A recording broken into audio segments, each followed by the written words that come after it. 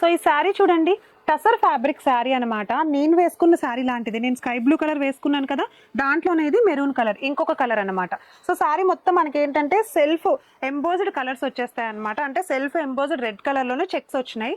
And weaving తోటి మనకైతే border వచ్చింది, నో కాంట్రాస్ట్. అంటే జస్ట్ థిక్ కలర్లోనే మనకి ఇచ్చేసాడు. పళ్ళు మాత్రం మనకి కాంట్రాస్ట్ వచ్చింది చూడండి. పళ్ళు అంతా కూడా మనకి ఏంటంటే పింక్ కలర్లో షార్ట్ పళ్ళు ఇచ్చేసాడు.